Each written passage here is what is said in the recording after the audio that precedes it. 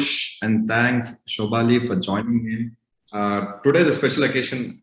Just to inform everybody, today is World Mental Health Day. Okay, this is a day where we try to recollect and emphasis on the importance of taking care of our own mental well-being, emotional well-being. In this regard, we have two great speakers, as Andra has introduced. I welcome them both once again. Now, the topic, as you all have got the invite, is building mental muscle. We all go to gym.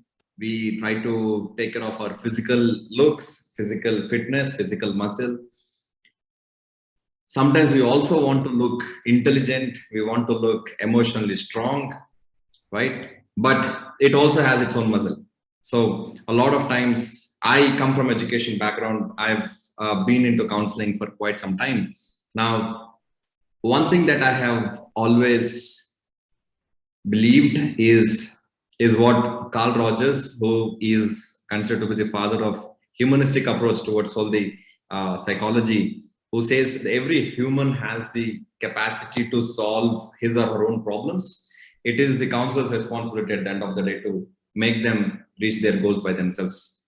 But these days we see a lot of counselor dependency.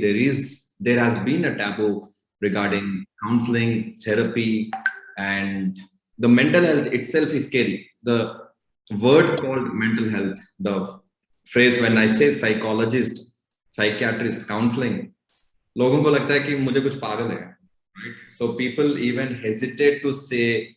I have seen a lot of couples when they have some relationship related concerns and they want to go for counseling. Their first question they ask me, should I tell my wife? Should I tell my husband or not? Right? So there is that fear. Should I say it at my home? My parents don't know that I'm going for counseling, right? But look, my parents know that I'm going for pubbing and clubbing, but they don't know that I'm going for counseling, right? So why is the taboo there? What is therapy? And as a person who has gone through counseling myself, there has been a balance that was required. Person who can look out and look in. So we have both the speakers today. They both come from different experiences, different backgrounds, and different professions themselves. And they keep applying these practices in their daily lives. So we're grateful to have Santosh and Shobali today. Building mental muscle will be a conversation. People who are participants here, if you have anything that you want to ask, you can definitely put in the chat. And speakers would be taking it one by one during the session or at the end of the session. So first, I would like to open the first question that I want to go with. Why do you both think, Santosh and Shobali, that there is a taboo against counseling and therapy? And if at all in your own words, you need to explain to people, to a layman, what therapy and counseling is, how would you do that? Over to Santosh. Okay. Thanks a lot, Nikhilesh. And thanks, Antara, for a good introduction. And welcome, Shobali. I'm sure that we're going to have a good discussion on this. And welcome to each and every one of your participants. So the one point that I would like to mention is you value your mind and your strength, and that is what has brought you this far to attend this particular event. That actually goes to show, out of 1 billion people, we 27 are those people who are really applying our mind to strengthen it. So the most important point that we have got here now is rightly pointed out by both Antara as well as Nikhilesh. Why do we have or feel a taboo in discussing certain things in public? Discussion about how do we basically want to talk about something that we have got, something that is actually troubling us. This is something that I found out of my experience. People have actually created a wart. There's actually a cover that they have got upon themselves. There are inhibitions that they have got about themselves. This is how the world perceives me, or that's how I need the world to perceive me. Or this is how I have been perceived by the world so far. And I don't want to change the perception, because what is going to happen? What might happen? What if people think that, okay, Santosh has got this problem. Santosh goes through this. right? I might be an SVP in some company, but what if, somebody comes and says, I need to talk about my mind. I find it taboo. Why? Because there is an ego factor which is there. It's a very subtle thing, which is there within us. It goes without saying, and it's going to be there with us all the way long, till our last breath is just going to be there with us, and that is our ego. We have to fight that battle within ourselves. We have to know what is stopping us from going and expressing what is troubling us each and every second of our life. We don't have to necessarily go out and do a discussion with every other person, whomever that we see. We can actually do it all within ourselves. It's all within the observation standpoint. This is why we have certain practices which is known as pranayama. Yama is basically the discipline. The prana is the the inner well-being that we have got. So being in discipline, which tells us, even if I need to discuss something, I have been through this earlier. I myself have, like Nikhilesh was very open enough to come back and to in front of a forum, expressing and saying that I have gone through this and I myself have been through counseling. Takes a lot of effort, takes a lot of courage, and to express that and to be also accepted after that also takes a lot amount of courage. So that is, where does the courage come from? That is what we need to build. That is a strength that we are going to discuss about today. And to do that, mental practices like yoga, the inner well-being like meditations, the pranayama techniques that we have, control over our breath, control over our own, the way through which we are.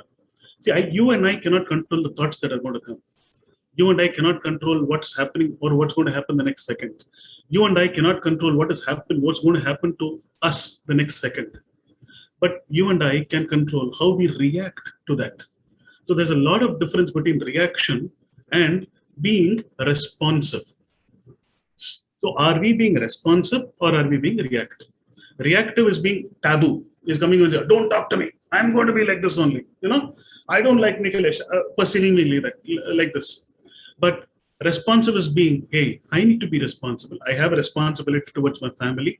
I need certain things to be done. Therefore, I need to open up. Let me go and talk to a person called Nikhil, who is very close to me, and maybe open up to him and see if he can give me some guidance. If not, he guides me to maybe a Shobhali or an Antara or somebody else who can give me the right path. Right? So I would tell you, clear your gutter, whichever is there. You need to take the dirt out to make yourself feel clean. And that is what is our whole goal. So please don't fret from putting your hands into your own dustbin. Are you getting me? The dirt has been accumulated by you over a period of time. Agreed? So we need to acknowledge it and we need to accept it. Right? Nikhil? Beautiful. Thanks a lot for mentioning that. Shobhali, I want to ask you the same question. In your own experience, you come from mindfulness, meditation and all. How has your experience been with people coming for the first time and opening up and the hesitation around self-help and therapy? Thank you, Nikhilesh. Thank you, Santosh. So I'll carry forward from where Santosh left, right? He's speaking a lot about how it is the self and it is going into the self and taking out the dirt from the self. Yeah. Let's take now a look at why is this taboo there and what is this taboo all about. हमें पता है hesitation है. हमें पता है that we don't want to tell people, oh, I'm going for therapy. In fact, we don't even want to accept to ourselves that maybe we want to go to therapy. Let's see why. So when Antara put this question up to me, what is therapy? That was the first time I actually sat down to think, what is therapy? Even though I do therapeutic work, reason being, I already have an understanding of what therapy is. In my understanding, therapy or therapeutic spaces are basically spaces facilitated in such a way that the person coming into that space is able to look into themselves, is able to see what's happening in my mind, how's my mind working, what are the patterns coming in, what am I struggling with. I am not the struggle. I am going through a struggle right now. And So that's my understanding of therapy. And I said, I'll be curious to know what Google says. And I don't want to misquote, so I'll read out what Google says when I type in therapy. It says, uh, first meaning is treatment intended to relieve or heal a disorder. Second says, the treatment of mental or psychological disorders by psychological means. Now let's try and break this a little. Number one, when we hear disorder, we think there is something wrong with us. And the moment somebody thinks that there's something wrong with us, like Santosh said, ego is there, that will be there throughout our lives. The ego says, no, nothing wrong with me. And if I accept that there is something wrong with me, then again, as Santosh said, what will people say? And this is a struggle that will stay with you for a very long time. Even for people who've achieved a certain amount of, realization, even for them, there is a certain amount of ego, subtler ego, but there is an ego. So that's a fight, that's a struggle that you will stay with for a long time. In the meantime, if we change the way we are looking at things, maybe some of the hesitation, some of the rigidness that we have towards it will go down. So number one, perspective shift I think that all of us need to have towards mental health is that just like physical health, and Nikhilesh was talking about going to the gym, yeah? So just like in physical health, if I want to build muscles, I need to do some work to build muscles, or I can, take some of those injections, and for some time I will have those big looming muscles. But then what happens, everybody knows, yeah? So similarly, as Nikhilesh said, that at times, we also want our we want to look intelligent, we want to sound intelligent, we want to sound and look carefree, and a lot of people are doing that, and that builds more, in one word if I am to say, more emptiness and loneliness within, because we start showing something that we're not, and the moment that misalignment gets created, suffering, mental dirt, as Santosh put, increases. When people, so that's one thing, yeah, that's the first taboo that I've seen for people wanting to come into therapy. The second thing, Nikhilesh, that I want to point out from your question of when people come to me, what do I sense as their inhibition? Interestingly, people come to me after going to therapy to, so now I don't work as a therapist or a psychologist, yeah. The work that I do, I say I do inner work guidance, and the work I do is therapeutic. We work with with various range of dirt within us, as Santosh said. Unfortunately, right now, the space that we have, not many people holding the space as therapists or psychologists are skilled enough or trained enough to hold a number of different modalities. And so most people engage in talk therapy, and talk therapy may not work for everybody. And I think a little later in the conversation, we'll come into what are various other ways that you can actually work with yourself and not just limit yourself to talk therapy. So a lot of people come into me saying that we went to XYZ, whatever number of therapists, and it just did not work. And these are the people, by the way, who come to me, that's a small percentage, who've stayed persistent and said, no, maybe there's something else. Most people will give up after the first therapist saying, this is not for me. Somebody else, not for me. So that's the second hurdle that we face, or at least we are facing right now. Awesome. Very, very truly said. Just I wanted to add in a few more pointers for the people who are listening. We need to understand the difference between counseling and therapy. Initially, when people are looking for some help, where they want to talk, where they want to just let go, then you meet a counselor. Now, a counselor need not be a psychologist, but yes, they have done their specialization in counseling psychology. Now, after counseling, when we talk about something called a disorder, now disorder comes when some disturbance, for example, I feel stressed. Everybody throughout the day, we have some stress levels, but when the stress is making me not function in the day, and it is making me locked and stuck, When my daily routine is getting affected, that is when it is getting into a disorder, that is when the therapy starts. Unfortunately, now why these awareness sessions are important for us is, unfortunately, Indian scenario for psychology is not so regulated as other countries.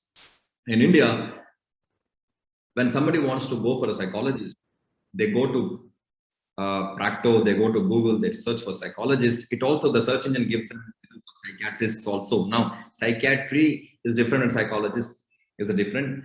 Psychiatrist is a person who is from MBBS medicine background, and he or she is helping people with medical assistance and medicines and all. So for the people who are here, reach out to counselors, your schools, your offices, your corporates, everywhere you have some counselors who will help you out. From there, maybe you can go for counseling psychologists. Psychologists will be able to help you to psychiatry as such. But as a journey that we are talking about towards mental health and how we can go from counseling to therapy, and if it's not working, that they refer to psychiatry. This is not same for everybody. And it cannot be measured in such a way that, okay, fine, I give this person this many marks. How do we measure someone's mental fitness? When we're talking about mental muscle, for example, I'm building my muscle, I talk my bicep is this much, my chest is so much, but we're talking about mental muscle. How can one person measure this mental muscle? Santosh, what do you say? A very good this thing. So I would call it rather than a measurement. Unfortunately, coming from a mathematical background, I will call it a quotient. So there's something which is known as a mental quotient or your stability quotient. Right? There are people who are able to bear it for a particular level up till a particular time. So you can push me as far as my, wherewithal is. So I have this. And I have this force which is being applied.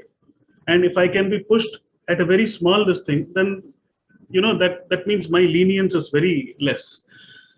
But if I'm going to be strong here and I try as much as possible, you can see that it holds. At the end, what happens, either this gives way or this gives way. But in the most sense, if you look at it, because this is, pushing hard and the pressure is much, this usually gives way. And that's exactly what happens to us when we have a very strong mind. A laterally very strong mind makes us very stable. It does not vent. It does not wilt in front of any sort of a pressure that is being applied from outside. And that has always been there. People you have seen, the first thing that we need to get is very, very, very important aspect is how are we going to build that quotient within us? How much do I know is good? A couple of days back, I got an SMS, I am a little stout, right? I'm a Humpty Dumpty, sitting on a wall. And so what happens is there are one friend of mine who sent me a message and he said, hey, Santu, how much is that weight that you need to lose for you to be called fit? And that actually put me thinking, So was I really not healthy, or did he perceive me not to be healthy? Is what is obese? So what is obesity quotient? What is fatty? What is being obesity? So all that thing came up within me, and I was kind of, and that because it happened on a Friday, I had my time. The weekend is there, so you can think as much as you want. Okay. So all these thoughts came over, and then that started. So one thing started is, okay, am I able to do the activities that I have been asked to do? Number one. Am I able to perform those activities that I'm required to do? Asked to do, required to do. Number three, if there is an exigency or an emergency, am I able to respond to it immediately? Or am I in a situation where I'm just sitting, lazy, not able to respond? That's a third. The fourth point is, am I agile? So what defines and what determines my agility?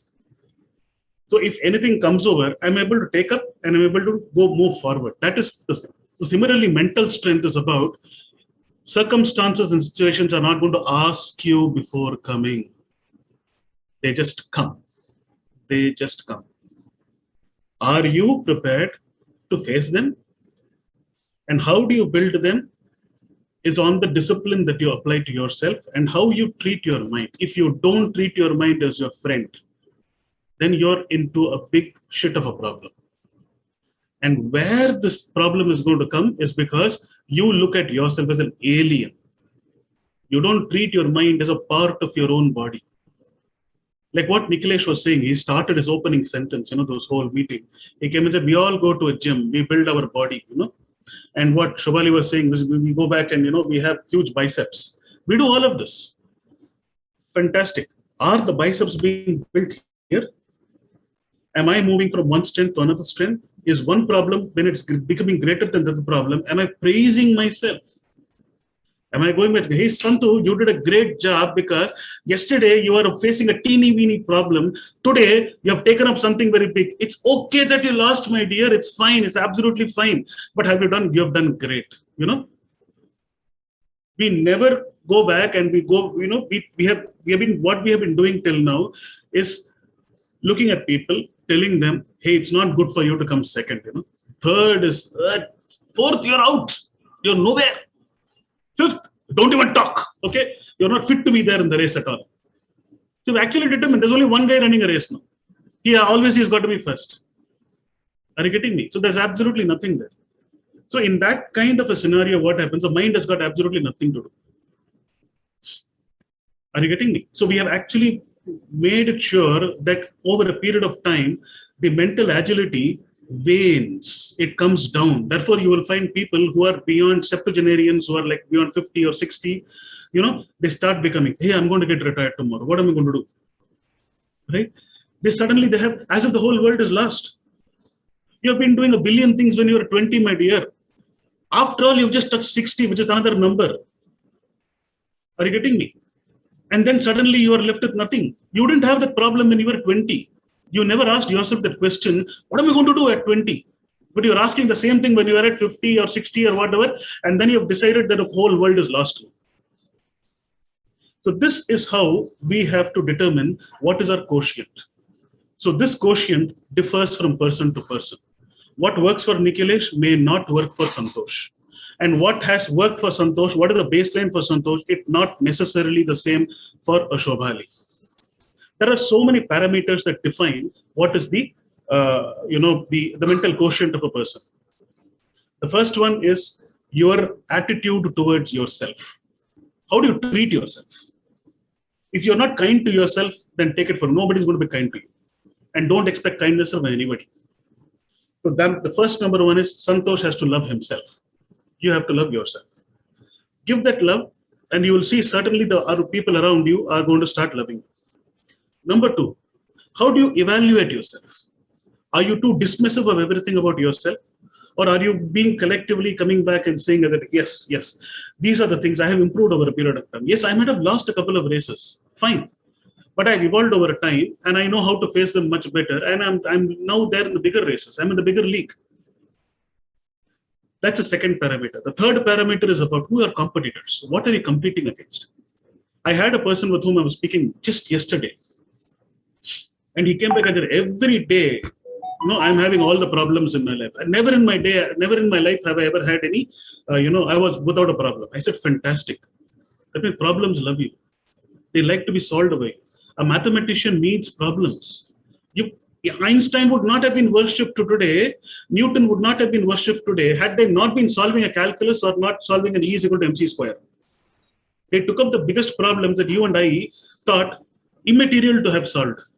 How does it matter whether apple falls from the top to the ground? Correct? But that's where the pointedness goes. So you build something very big to solve something very small, which is like an apple. Are you getting what I'm saying? Your mental muscle, the minute it becomes very strong, what happens is it immediately makes the problem look too small. It is too teeny weeny for you to solve. And that's it. When you're sleeping like Newton under a tree, the solution comes and falls on your lap. And that's exactly what your wherewithal, your training of your mind does. For all this, you need to build your quotient. To building your quotient, I go back to that same thing. First, we do something which I've been talking about for a period of time, is talking about sadhana. What is sadhana? Is being in discipline a regulated practice which you take up. It can be anything for getting up in the morning, having chai, reading a newspaper diligently, coming back and saying hi to all of your friends, picking up the phone and saying, hey, Nikhil, I like your beard, I don't like your beard. Do that. Okay. And come back and maybe call your girlfriend and say, hey, how are you? Are you alive today? Are you not? Are you breathing? Yes, fantastic. Great. I'm going to start my day. That itself can bring a beautiful way to start your day. And when you do that, what actually happens is you are, celebrating whatever is around you. And that creates a sense of celebration. So that is sadhana. That becomes your dhana. That is your wealth. Then what you're doing, because you've called Nikhil, you've called your girlfriend, you've called the people, you've read and made yourself aware, you actually have done a seva. So what is the seva is you have got out of your, your small world, santu, chota sa world. You've come out, stepped out, and then reached out to people and created an environment and told that you are also alive. And that creates a satsanga. So sadhana, seva, and satsang, when it happens together, that is when celebration happens in your life. And that is when what happens, you start living life to the wholesome, and life starts loving you. This whole, universe is conspiring to love you. It's conspiring to come and say, hey, I need these guys to live. I need them to have a great life. Are you getting me? And that is exactly what we need to do. So sadhana, seva, satsang does not necessarily mean going to temples and sitting and doing bhajana, this, that, or whatever, and doing a huge lot of prayer and all that stuff. Simple things like this, which declutter your mind, which make you feel strong, which enable you and tell you that, hey, this day is in your hand. This day is how you determine to live it. This day, you are the strong person, and you are looking at the day, not the day looking at you. And that determines your quotient. Awesome. There is a formula that I have. Maybe I'll tell it to you in the last, okay, Yes. through which we can do it. But then I would like to hear what Nikhil and Andhra and Shobali have got to say, so that I can enrich myself again. Yes. I think those are beautiful points. As you were mentioning, we will definitely get into the incremental steps that a person can include in their part. But Shobali, being a inner guide, mentor, I'm sure when you see someone, even in your friends and family, you might feel, oh, why don't you take some help, right? It again comes down to the same question. How do you know that, okay, somebody needs help, right? Yeah. In the beginning of this journey, I'll talk about myself. When in the beginning, I started working with my own self, I would look at every second person and I'd feel, my God, you also need this. You also need this. You also need this. Why? Because I've just gotten this new medicine and I feel the effect of it. And now I want everyone to get it because I genuinely want everyone to benefit. But here's the thing, how do you assess the mental, as Santosh put, quotient, somebody's mental quotient? Only they can assess. Only you can assess your mental quotient. And a very gross, simple question to ask yourself is, am I truly happy? And there can be two kinds of answers. Yes, I am very happy. No, I am not really happy. I'm a little happy. There is something off, something in that range. Yeah, but there is either a yes or a no. When there is a no, it's a clear-cut understanding ki, okay, there's something off, and then what do I do about it? But when there is a yes, then you again need to check. There can be a yes in two scenarios. One, that your mental muscle is actually strong, as Santosh put. Whatever is happening outside does not impact you because your mental muscle is strong enough to withhold all outside pressures. The other possibility is that I don't even want to accept that I'm not happy.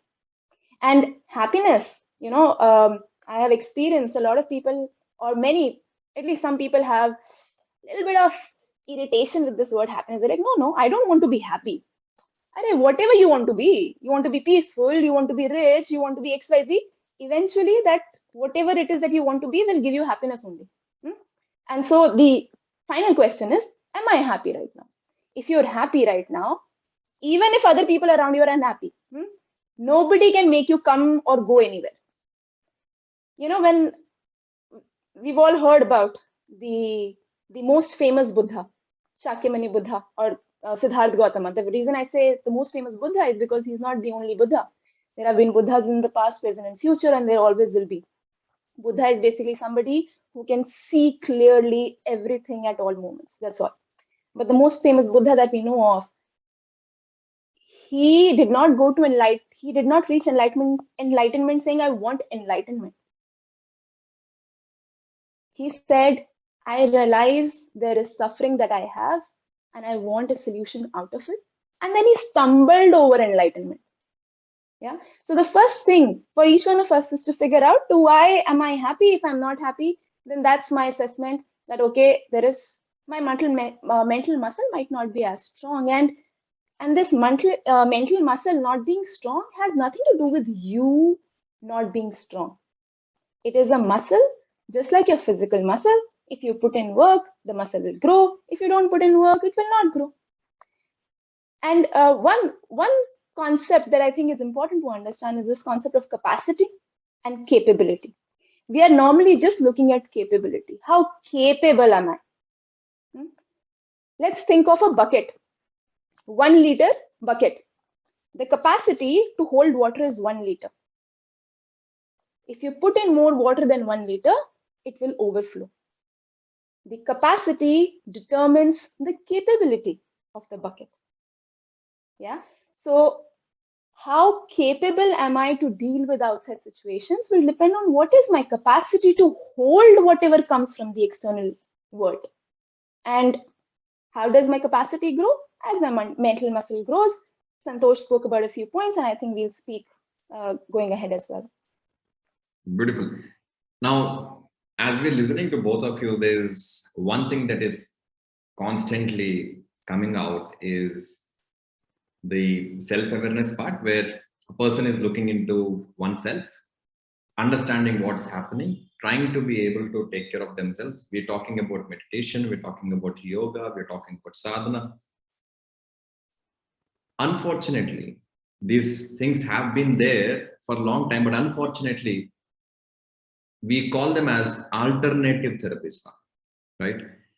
Where, as we talk about mental health, we are not even getting into different types of therapies yet. We are talking this as the primary thing. But unfortunately, because this was not the first inventory from probably West, this has become alternative therapies. Let's call it alternative therapies for the sake of academics. But in this alternative therapies, what are the different ways that you as a person, because each one of you comes from one school of thought, right? At the end of the day, the destination might be same, but you have different ways. But as an individual, when you are suggesting someone alternative therapies or self-care and the self-awareness, what do you suggest and what are your suggestions in a very holistic manner? Over to Santosh. And probably, just sorry to cut you in between, but probably what are the small incremental steps that people can take on a daily basis in this self-care? So that's in fact a fantastic question that's raised by Nikhil. I didn't know that he'll put me in a spot. He has not only spotted me, but also spotlighted me. So there are a couple of things that, that we'll do. So it just come to me, okay, let's do one thing. Yeah. Let's all sit erect. And, let's make ourselves a little free. Okay? I think the better way to explain is through experience. So you experience it firsthand, and then you will know it for yourself. Then I don't have to, So can we have some cameras on so that I can see some beautiful faces? I'll know who I'm talking to. Right? Very nice. First time I'm seeing Rishita. Rishita is so nice. Shyam, Gopal Rao, very nice. Everybody has come in. Fantastic. Okay. We have Prateek and we have Samhita, Tushar. Excellent, excellent. RKT, Jyoti, fantastic. How are you, man? All good? Excellent, excellent. And we can have Kiran Thapa and everybody also come online. That'll also look good. Okay. So let's all just free ourselves a little bit. Sit wherever you are. Just make yourself comfortable. And just follow whatever I'm saying. Okay, na? So take a deep breath in and out. Take another deep breath in and let it out completely. Observe your breath.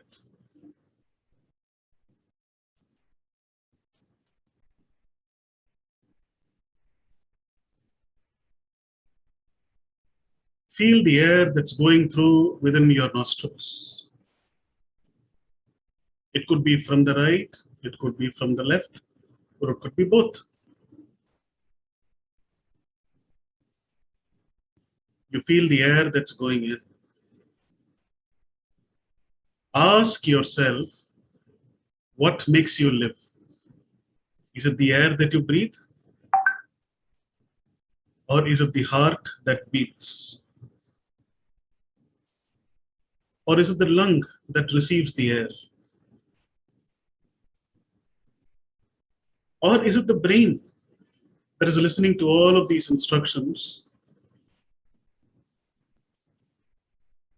What is it that's making you live? Take a deep breath in and out. Take another deep breath in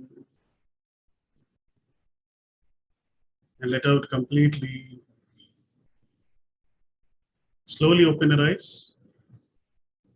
Take your hands and slowly just shake them. Gently shake them. Let's live.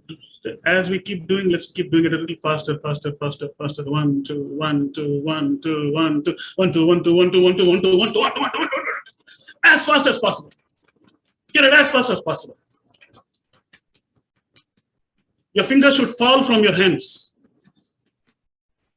Stop. And just take it and keep it on your lap. Palms facing the ceiling on your laps. And close your eyes.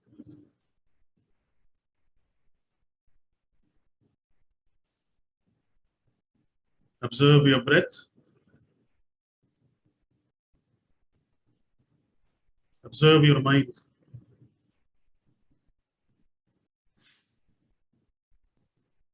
So gently open your eyes.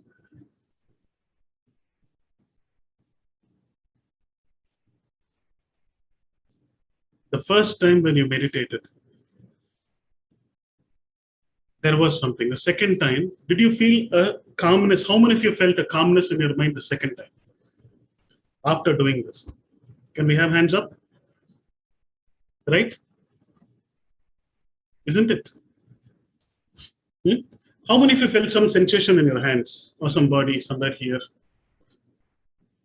Right? Exactly.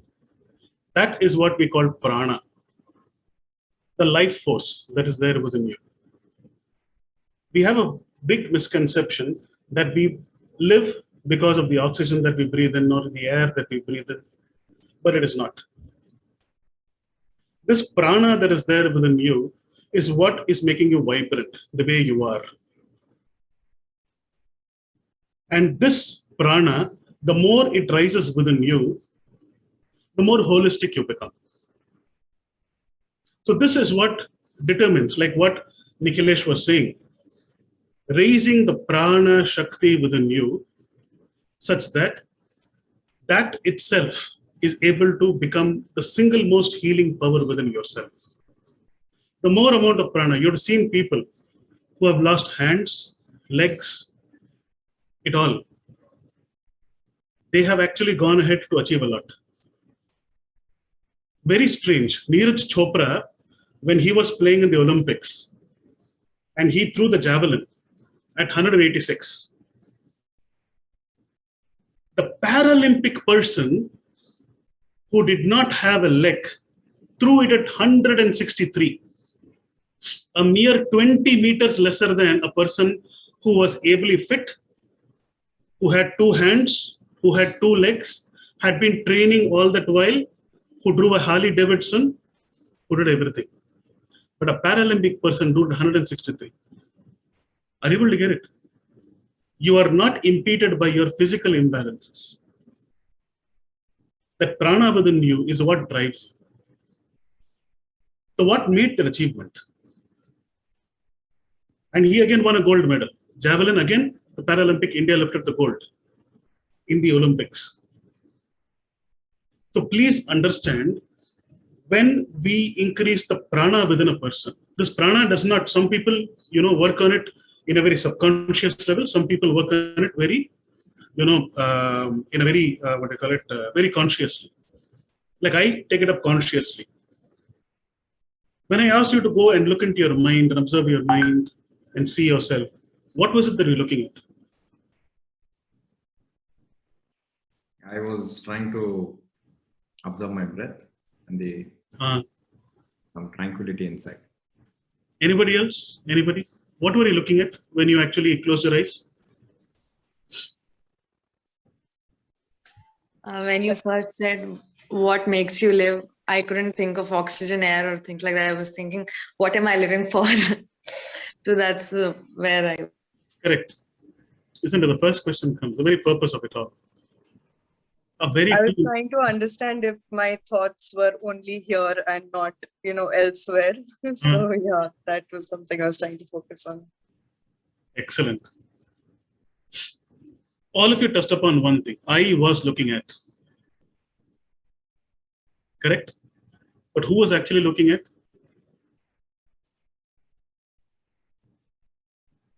Are you able to get what I'm trying to drive here? Yeah, a very subtle and a deeper. It's a very subtle energy. You are your own constant observer. All you just had to do was just close your eyes and then go within, and automatically that tuck, that observing thing started working. Some person calls it the Shiva power, some person calls it Shakti, whatever you might call it. You give any name that you want to. Are you getting me? I might call it BHP, the other person calls it something else. It doesn't matter what you call it. But what matters is that's exactly how it works. Whether you like it or not, that observing or observation is always happening within you. Is always happening within you. Yeah. You just have to be aware to that which is being observed. Whether you like it or not, the world is going. The sun is setting. Have you taken a rise, taken a time out and seen it? This is a practice that we have got to do minutely and start bringing it every day. Awesome. It's not going to be easy, but that is what is the most easiest step. The minute you start doing it, what happens? You start being in control. Then you know what to do. I spoke to a doctor. I was speaking as I spoke to yesterday. The person with whom I was speaking was a doctor, and he was a cardiologist. So he come and tell me, "Hey Santu," he calls me Santu Mama. So he say, "Hey Santu Mama, what happens is 99% of the time, people who come to me are very sick." I said, "That's why a doctor is there for. If people are healthy and come to you, then there's a problem." No, you have to be sick.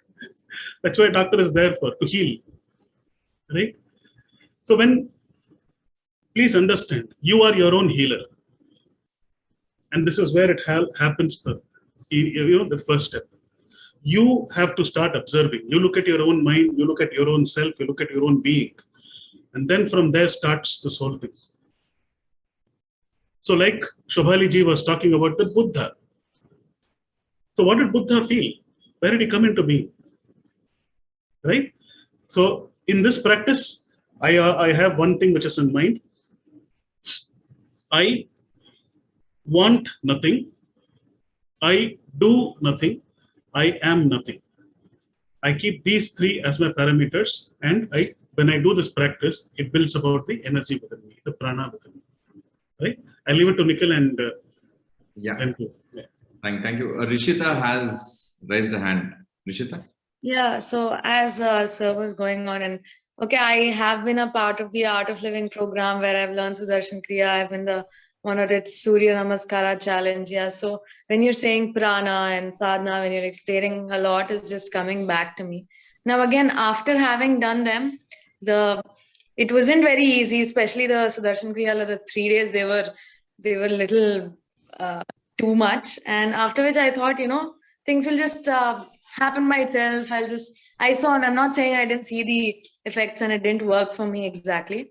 But now, it's just not so easy for me to bring myself to wake up and just get to the yoga mat and start the Kriya. The problem is not the Kriya, it is how to get myself to Kriya. And like ma'am was saying, maybe it's not just one kind of therapy. There's so many kinds of therapy. Maybe this is just not exactly where I should start. So now I have these questions. Say there is talk therapy, there is yoga, there is other creative things, there is art, there is so much to do. So how do I know which one's for me, and why is it also expensive? Okay, I think that's a good question. I'll leave it to Shobali. Yes, thank you. I think I'm unmuted. I'm getting this box saying unmute yourself. Okay. Very good question, Rishita, and very good observation. Let me also take a little bit from what Santosh was talking about. So when we began the experience that Santosh took us through, we began almost as if through an analytical meditative practice. Yeah, where we're questioning and where we're saying, okay, what's happening? What's happening? What's there? What's there? And then towards the end, we went to a body experience. Yeah. And then we said, okay, now stay. And later Santosh spoke about it. What I would do at that point in time, I would say, notice, is something alive in your hands right now? If you think, and this is scientifically proven, all of us will know if you think about it. Every single matter is made up of atoms. Everything in this universe is matter of some or the other form. The entire body is made up of many, many, many millions and billions of atoms. And if you think about it, every atom is always in motion. So there is always movement, which means in every single square inch of this body, there is some or the other sensation happening. We are not aware of it all the time. Santosh spoke a lot about the mind, and very rightly he said that it is not the physical body that limits, it's the mind that can break through all limits. And also, the mind rests in this body. And mind is always manifesting itself through the body at a gross level through the pains that you feel. But at a much more subtle level and much more before the gross pain that you feel, at the level of sensations. So to come to your question again, Rishita, from this is, broadly speaking, there are about 4 kinds of different therapy modalities. And within those therapy modalities, there'll be then many more. Broadly speaking, there is something known as talk therapy. Within talk therapy is a lot of cognitive work where we talk through, think through. Then there are a number of body-based therapies where there is movement involved, where there is looking at these subtler sensations of what's happening in my body. Then there is arts-based therapies. And Santosh would know, he's into music. Music is a part of arts-based therapies. Just by being a musician and not musician, just by practicing your music as sadhana, how things can transform. I'm sure Santosh would be able to talk about it. Yeah. Interestingly, most arts-based therapies are also linked with the body.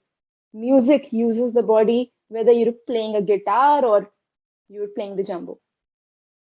So there's a body and creative connection when doing arts-based therapies.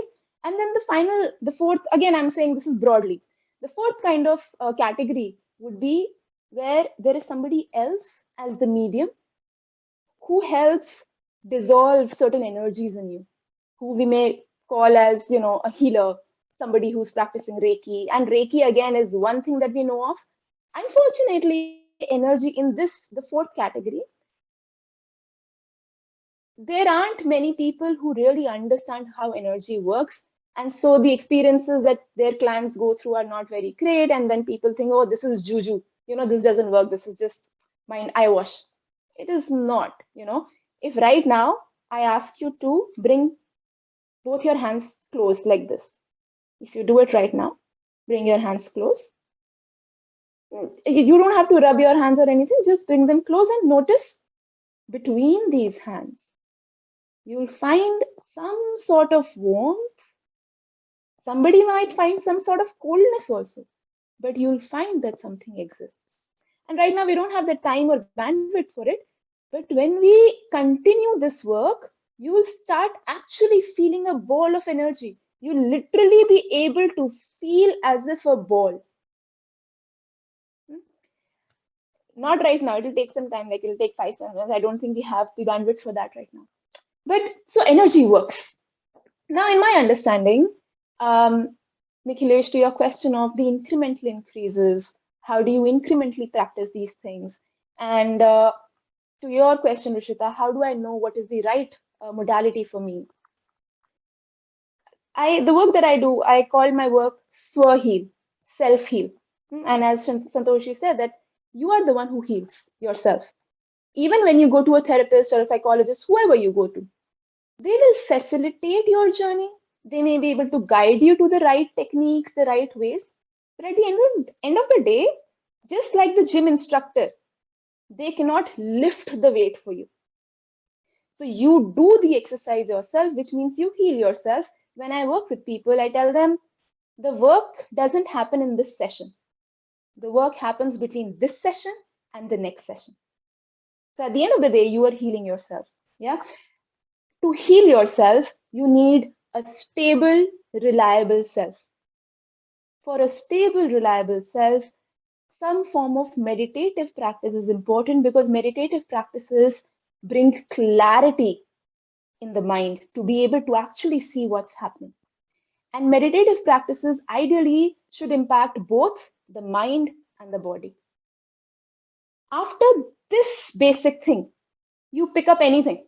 You can go and pick up any modality, start with any modality, but a modality that is informed by a mind-body connection. As humans, we need to be able to connect and understand what's happening in the body through those minute sensations. And then our mind needs to make sense.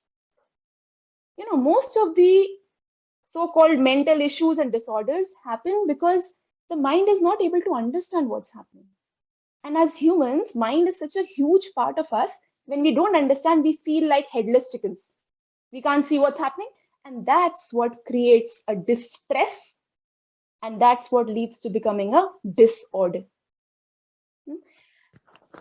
So as for incremental steps, very simple. Right now, if you take your dominant hand, whatever is your dominant hand, palm put to the chest. Very lightly, just put the palm to the chest.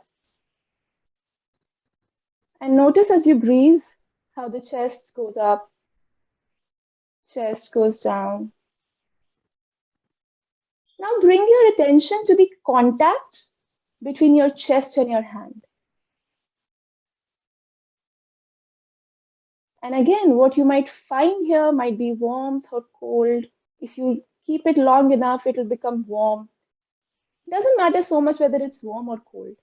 When you really feel into this contact, you sense your body feeling therav, a sense of calm, almost a sense of security, safety.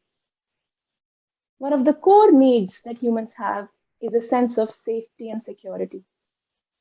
And so one of the easiest things that you can do for yourself and with somebody else is ask them to soothe themselves. And this is a soothing technique. Yeah. So this is one of the simplest things that each one of us can do for ourselves at any given moment, whether you're stressed, not stressed. This is very, very releasing, very, very relaxing. Awesome. I think when listening to both of you, I would like to share an experience of myself. When we go through counseling, when we're talking about therapy, without this reflective mind, right? Because even a counselor also, when you go for the session, the work happens between one session and another session. When you go to the next session, a counselor is going to ask you the same question, what did you notice?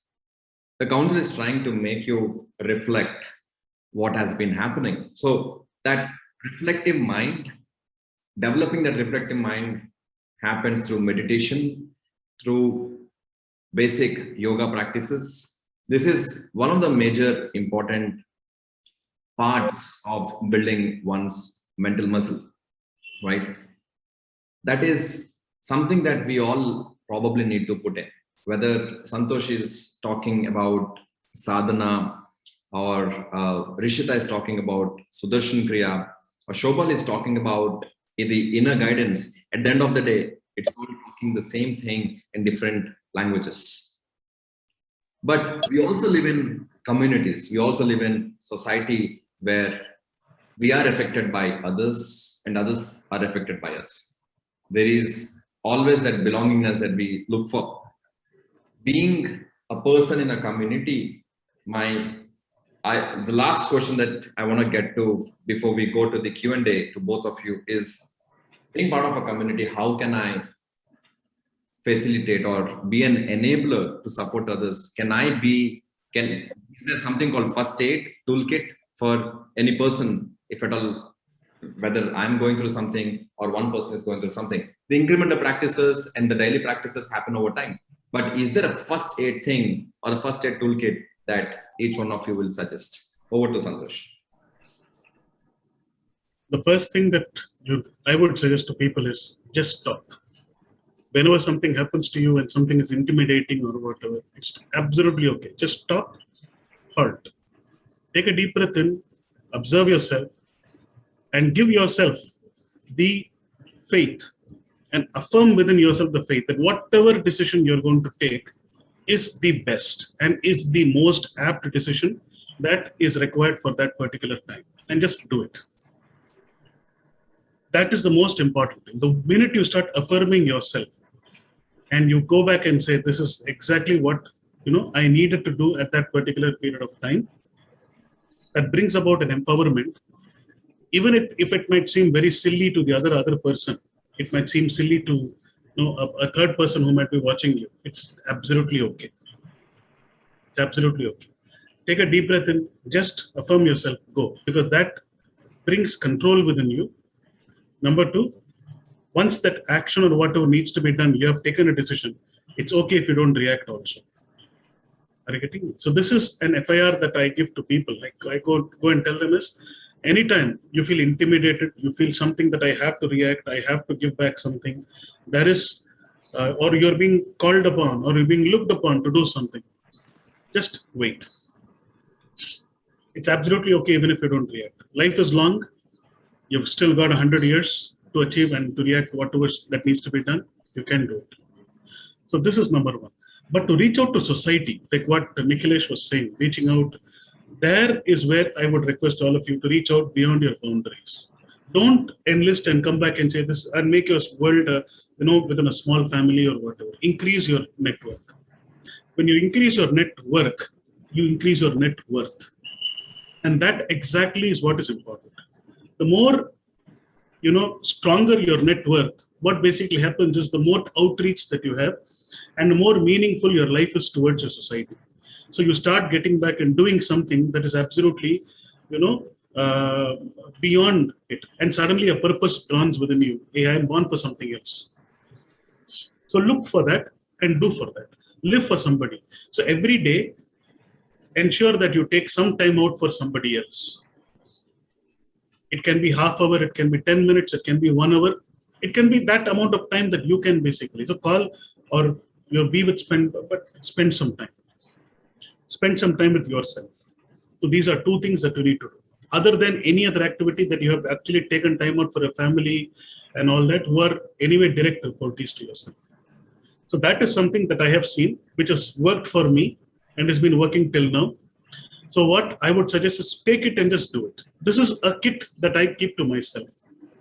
Like Nikhilesh posted a question to me now. I never knew that he's going to ask me this question. So what do I need to answer here? Are you getting me? A kit is not something that I keep handy with me, or but it's something that I always keep within myself. Right. A kit is something that is always sharpened. Please understand, a closed kit that has not been used for a very long time will only end up in blunt tools, rusted tool sets, and end up injuring you. So you need to ensure that your first aid kit is always clean, sharpened daily, and that is what is going to make your practice much more effective. Very true. Getting me? Very true. I think I really like the idea of stop. It's okay. If something is happening, just hold, relax, right? You also, this is a kind of a reiteration of what you said before. Instead of being reactive, be responsive, just not the reactive. And this is not difficult for people to understand, because that's exactly what we do when we see someone else panicking. We'll say, oh, relax, right? We say this to others. When someone is shouting and angry, we say, cool down. We are there first to suggest someone, but when it comes to us, at that moment, we forget to stop and go. The next thing I really like is network and net worth, where there are two ways. Again, I see there are a lot of people who network so much, they keep talking to people, but there's so much of shallowness in that networking. Again, a very mindful and a heartful networking is also important when we talk about networking, that we are opening up. When we are opening up and accepting, and at a very deeper level networking, not just a networking for the sake of capital and networking, right? So with the same question, I would like to hear from Shobali. Shobali, over to you. Thank you, Nikhilesh. I really love the analogy, Santosh, of if the toolkit is not sharpened time to time, it will be blunt. Yeah.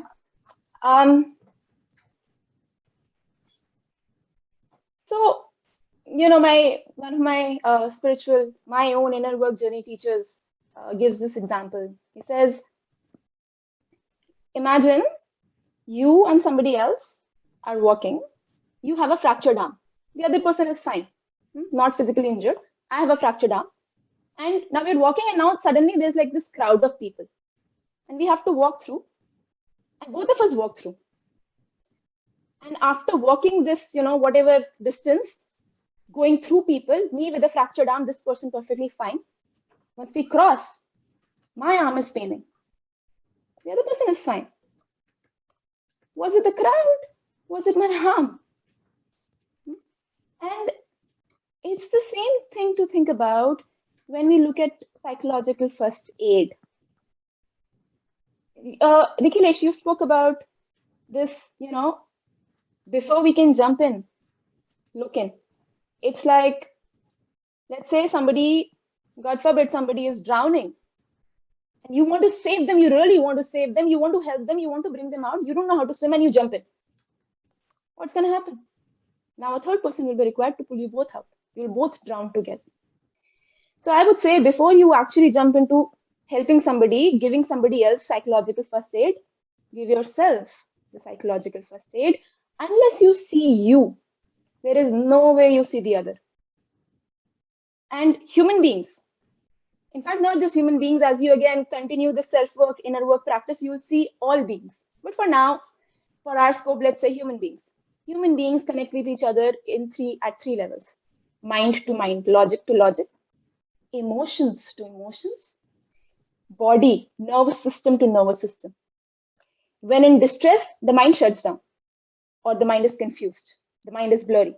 But the emotion to emotion is still on, the nervous system to nervous system is still on, which is why Santoshji said, pause.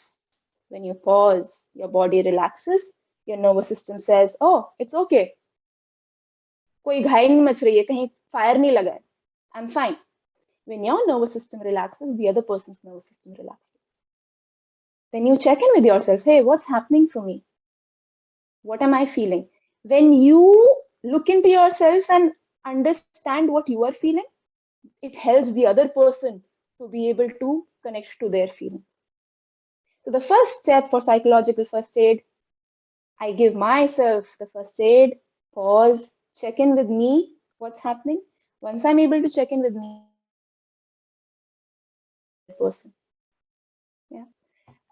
The other important thing is when normally we jump into advice giving, suggestions, do this, do this, do that.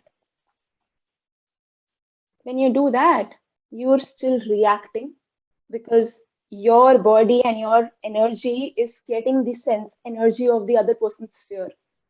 So you no more distinguish between what's happening for them and what's happening for you. Whatever they're feeling, you start feeling, and you are reacting now for them.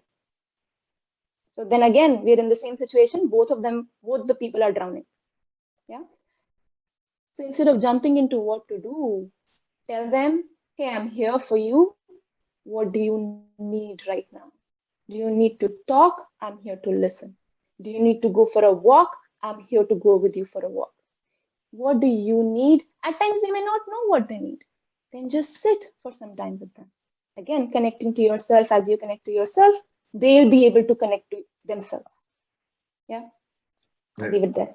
Very true. I think that's where we also sometimes talk about sympathy versus empathy, how we empathize with the person and we take one step ahead and we talk about compassion, where we're not trying to give them gyan, because I think we are very good at giving gyan. But we also try to be compassionate and try to understand what do they need at this moment, right? Having said that, before we come to the conclusion dialogues, people who are there on the call, if you have any questions, please, you can put them in the chat or hold on to your questions. We'll be opening it for Q&A and then we can take it ahead.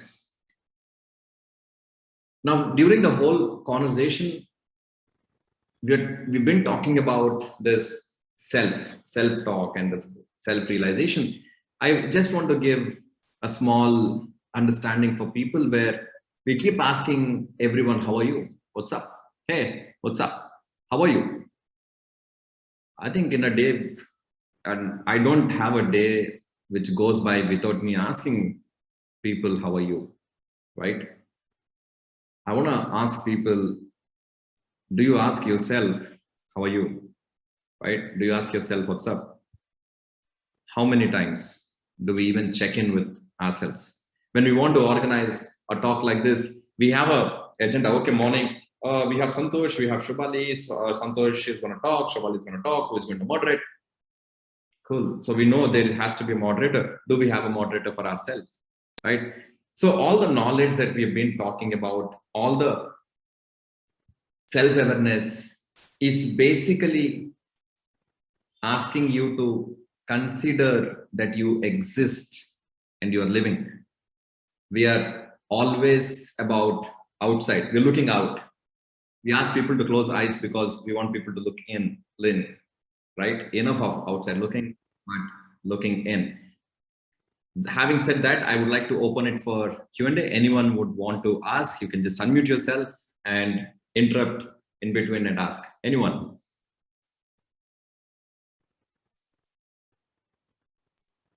So I don't have a question, just like an observation in general from my own journey with therapy, mindfulness, yoga, etc.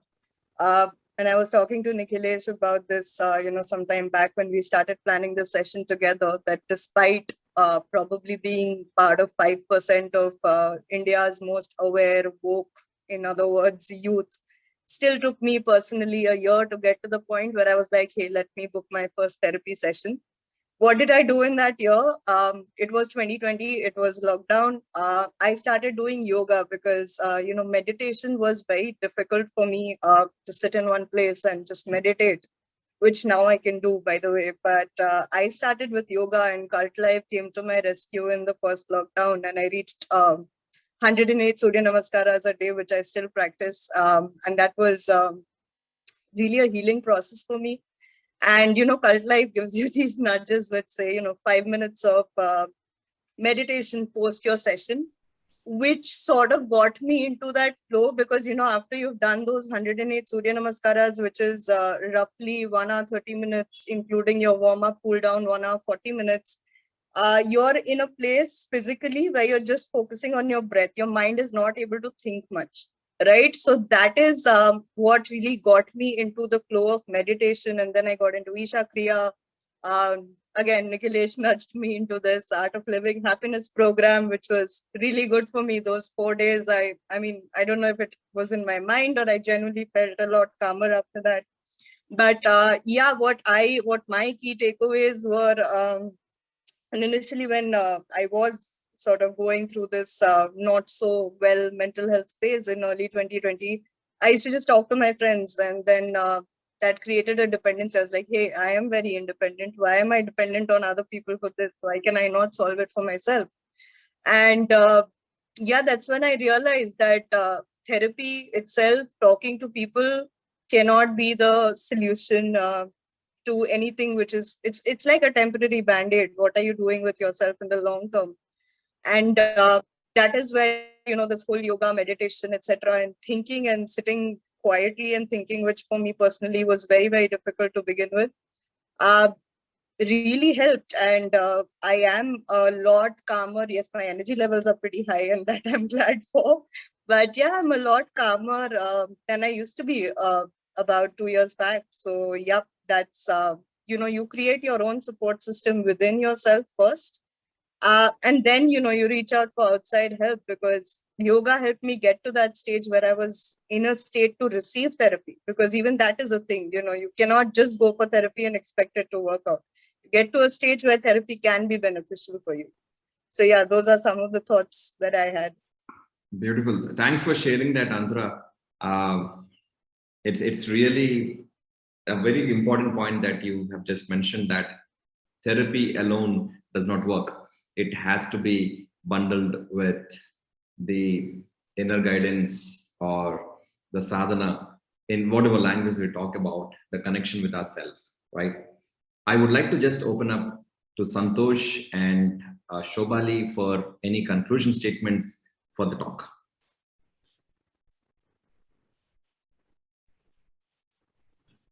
Good.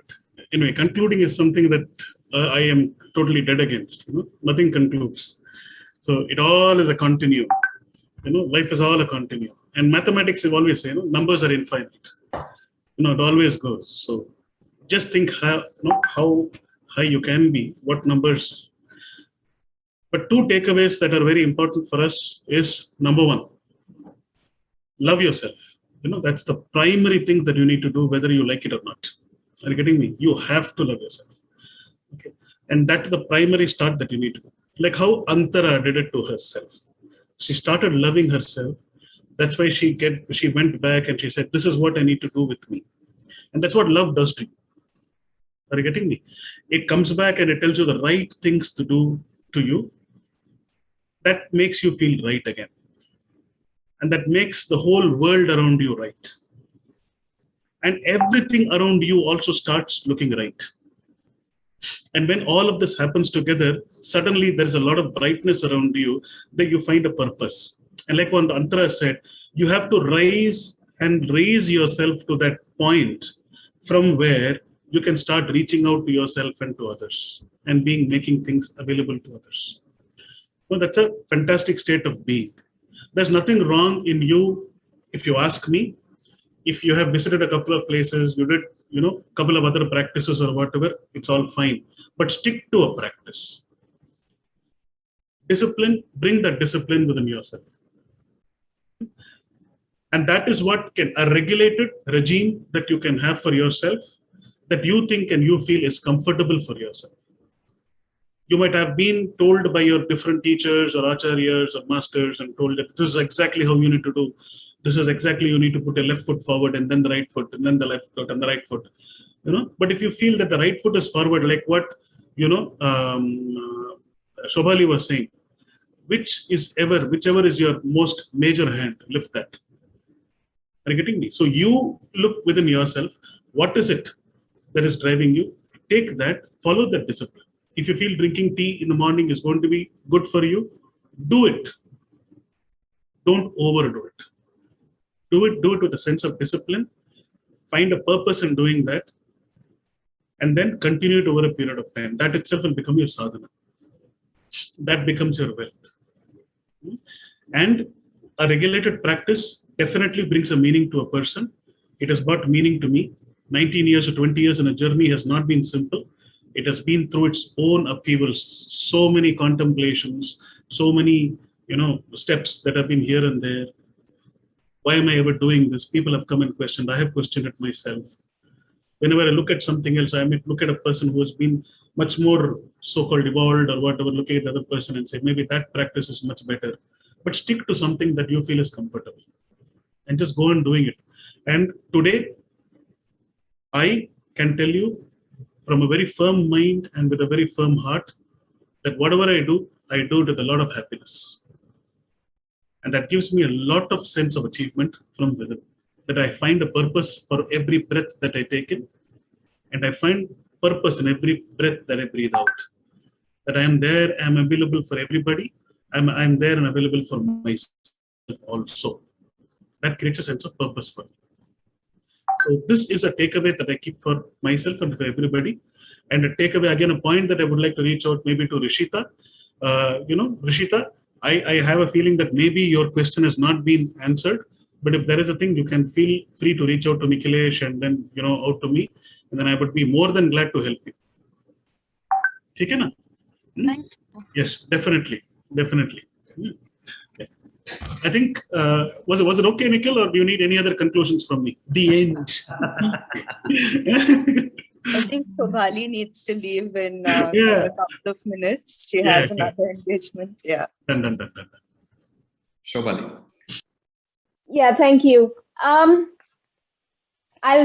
think beautifully said, Santosh. I'll just build on those same points in a slightly different perspective.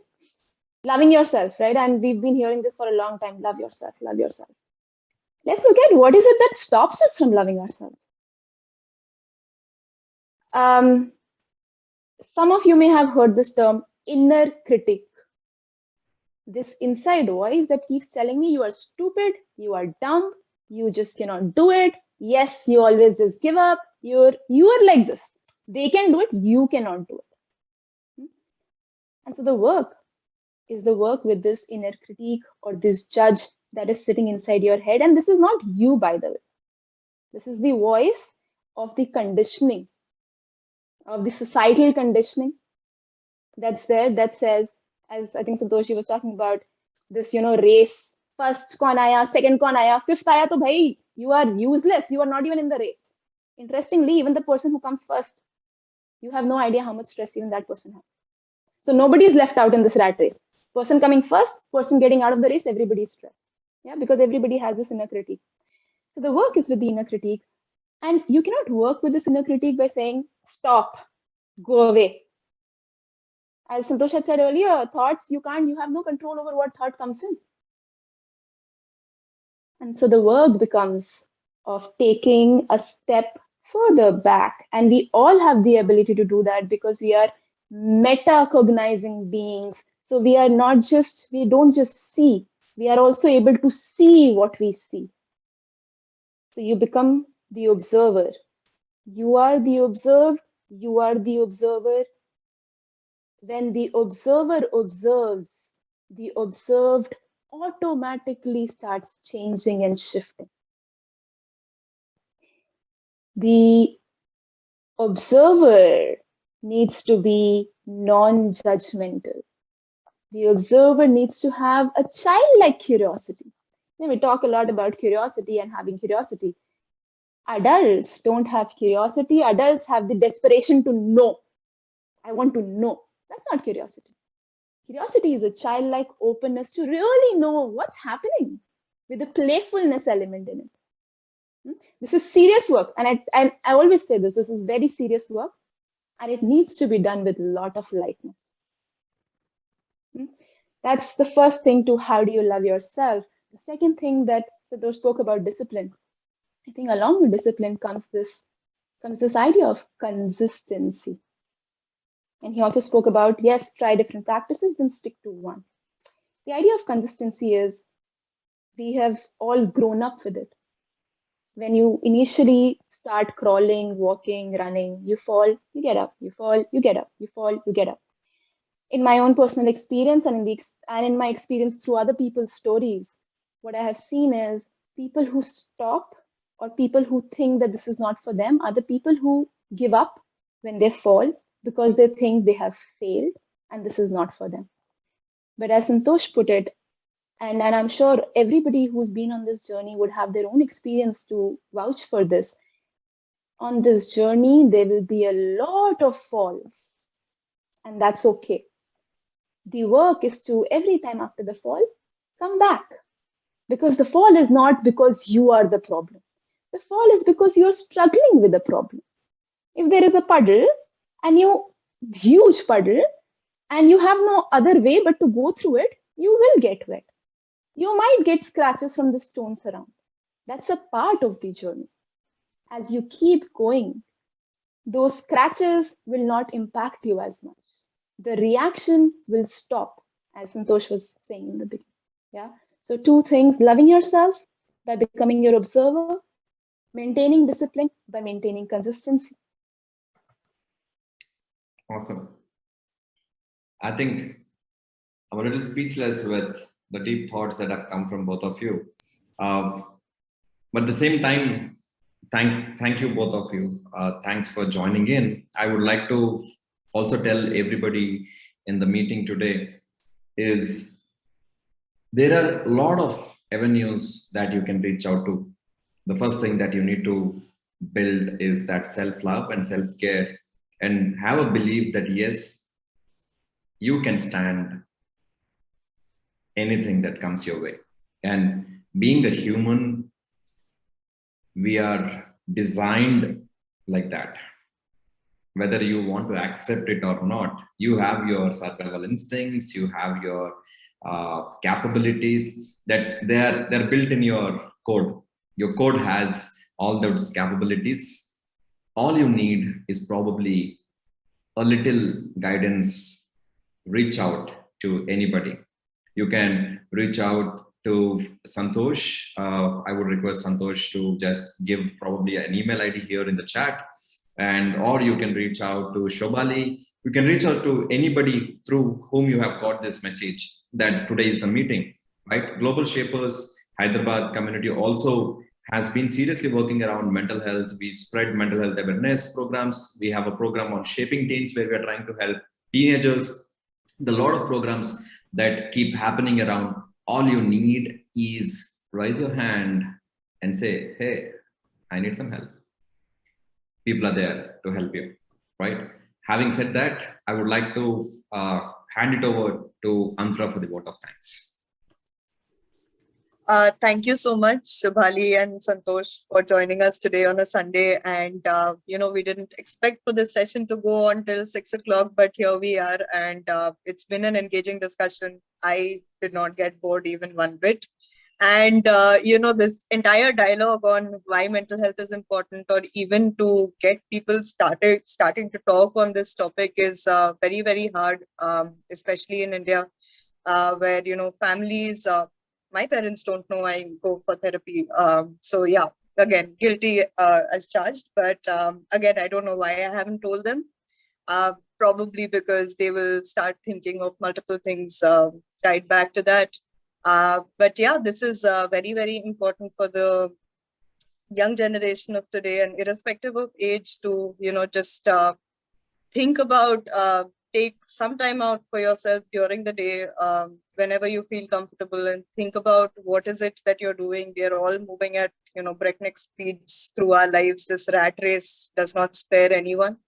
But are some of the things that we are doing even worth it? Like, are we doing it because others are doing it? Are we doing it because we really want to do it? And all of these things you can start, realizing and prioritizing only when you're in touch with yourself, which is something that does not happen until you actually sit down and observe your own breath sometimes.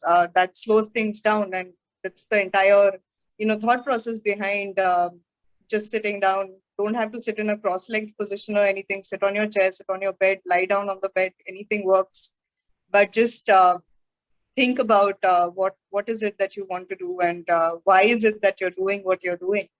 So yes, definitely reach out, as Nikhilesh said, to any one of us. And we've all had our respective journeys towards mindfulness, including different elements of what we spoke about. Some things work for me, some things will not work for you. Similarly, what works for you will not work for me. But at the same time, we should look at, building a support system with each other, like Nikhilesh was for me over here for a very long time and continues to be. And, like, just reach out. That's the first tiny step that you can take towards a better life and a more happy life, for the lack of a better word. Like Shobhali said, happy, that word kind of irritates people. I used to feel happiness is overrated, but again, yes, definitely. We call it different things, but at the end, it's what makes us sleep at peace. So that is happiness. So yes, definitely. Thank you so much, both of you, for your time. We will continue to reach out to you as part of Global Shapers, as individuals. And both of them have left the email IDs on the chat, I believe. So please make use of that. And yes, thank you so much.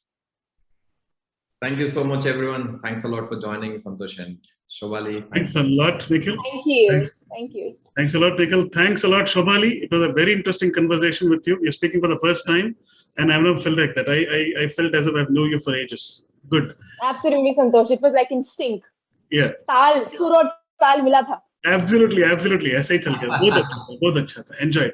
And like what Antara said, even I didn't feel that we have spent around 1.5 hours, and a lot of thanks to Rishita, to Jyoti ji, to Samhita, to Trishal, to Kiran, to Tushar, to Pratik, to Tilaga, Mr. Bahera, Sanjana, Sudeep, everybody of you staying back, and giving value to us. It means a lot. Thanks a lot. Thank you very much. Thanks a lot. Have a great day. Have a great evening. Enjoy yourself. Thank you so much. Thank you. And one thing I've written even in the chat, be kind to yourself, be wisely kind to yourself. Yeah. Thank you. Thank you. Thank you. Thank you. Thank you.